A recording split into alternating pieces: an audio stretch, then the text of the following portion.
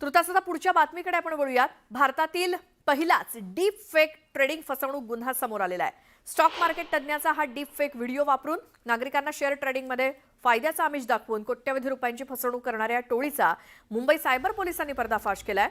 या deep fake trading घोटाळा प्रकरणी पोलिसांनी बेंगळुरूमधील एका नामांकित डिजिटल मार्केटिंग कंपनीच्या 4 उच्चपदस्थ कर्मचाऱ्यांना अटक केली आहे। अटक करण्यात आलेल्या आरोपींमध्ये इंजिनियर आणि MBA झालेले उच्च शिक्षित तरुण आहेत। आरोपींनी त्यांच्या कंपनीच्या फेसबुक ॲड आयडीचा बेकायदेशीर ॲक्सेस हा आंतरराष्ट्रीय गुन्हेगारांना विशेषतः काही चीनी नागरिकांना दिला होता।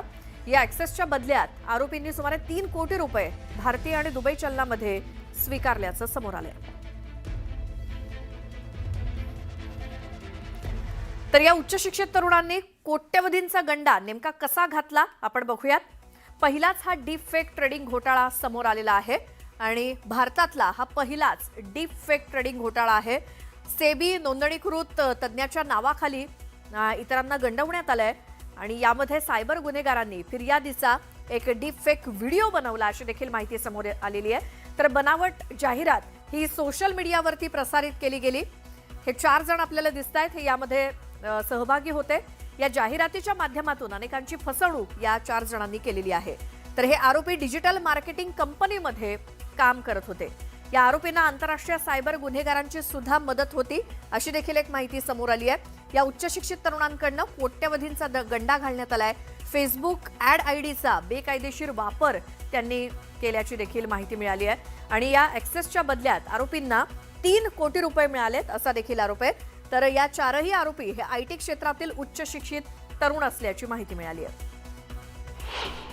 आतापर्यंत 4 आरोपी याच्यात अटक केले। त्याच्यातला एक चंद्रशेखर नाईक हा त्यांचा सेल्स टीमचा, ज्यांनी हे क्लायंट आणले होते ते सेल्स टीमचे हेड आहेत। नंतर दीपायन बॅनर्जी हा मेटाच्या ॲडव्हर्टाईजचं कोऑर्डिनेशन तो पाहतो। जिजिल सॅबेस्टियन हा त्यांचा अकाउंट हेड आहे त्या कंपनीचा आणि डॅनियल अरमुगम हे असे आम्ही 4 आरोपी अटक केलेले आहेत।